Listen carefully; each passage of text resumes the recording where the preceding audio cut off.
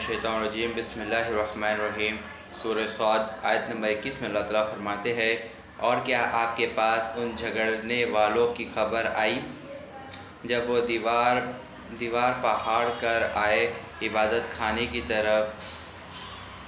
آیت نمبر 22 میں اللہ تعالیٰ فرماتے ہیں، جب وہ داؤد کے پاس اندر داخل ہوئے تو وہ ان سے گھبرا گئے۔ انہوں نے کہا، آپ ڈریے نہیں، ہم دونوں کا ایک مقدمہ ہے، ہم میں سے ایک نے دوسرے پر زیادتی کی ہے، تو آپ ہم میں انصاف سے فیصلہ کر دیجئے اور آپ بے انصافی نہ کیجئے اور ہم کو سیدھی راہ دکھائیے۔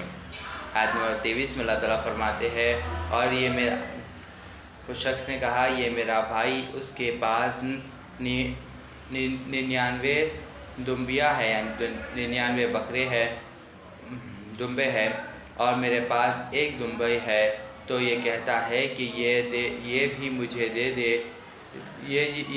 دے دو، اور گفتگو میں مجھ سے دباتا ہے۔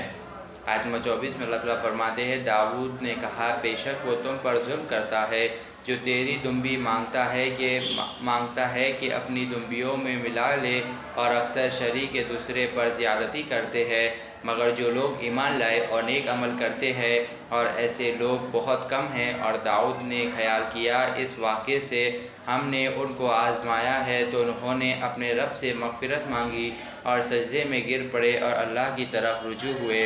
آیت نمبر 25 میں اللہ تعالیٰ فرماتے ہیں، تو ہم نے ان کو معاف کر دیا، اور بلا شبہ ان کے لیے ہمارے پاس قرب اور اچھے انجام ہیں۔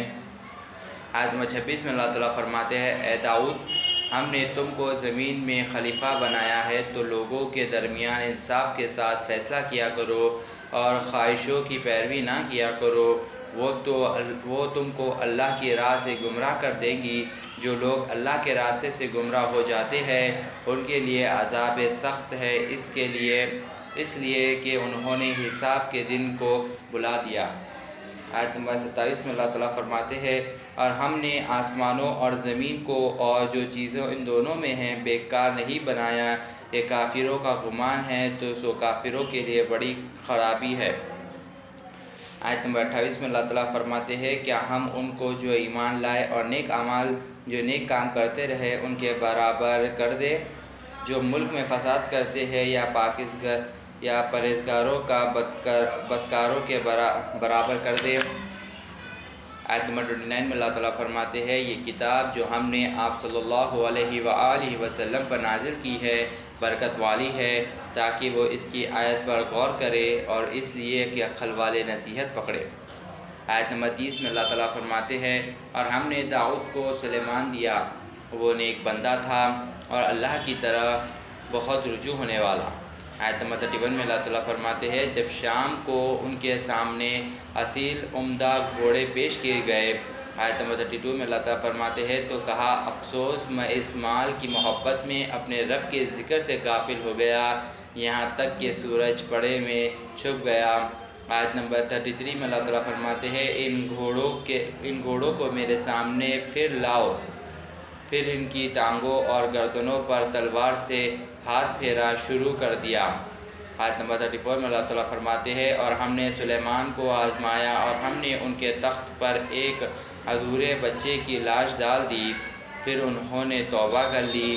آیت نمبر 35 میں اللہ تعالیٰ فرماتے ہیں، انہوں نے دعا مانگی کہ اے میرے رب، میرے قصور کو معاف فرما اور مجھے ایک سلطنت مرحمت فرما کہ میرے علاوہ کسی کو بھی نصیب نہ ہو، بے شک تو بڑا عطا فرمانے والا ہے۔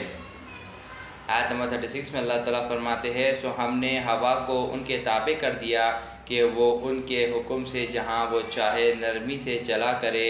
آیت نمبر 37 میں اللہ تعالیٰ فرماتے ہیں، اور جنات کو بھی تابع کر دیا، یعنی عمارتیں بنانے اور گھوٹا کھودنے والوں کو بھی۔ آیت نمبر 38 میں اللہ تعالیٰ فرماتے ہیں، اور دوسرے جنات کو بھی جو زنجیروں میں جکڑے رہتے تھے۔ آیت نمبر 39 میں اللہ تعالیٰ فرماتے ہیں، ہم نے کہا کہ یہ ہمارا عطیہ ہے، سو تم کہاں کسی کو دو یا نہ دو، تم اس کے حساب نہ لیا جائے گا۔ آیت نمبر 40 میں اللہ تعالیٰ فرماتے ہیں، اور اس کے علاوہ ان کے لیے ہمارے پاس خاص ہمارے قرب ہے اور نیک انجام بھی ہے۔ صدق اللہ العظیم و صدق مولانا رسول کریم.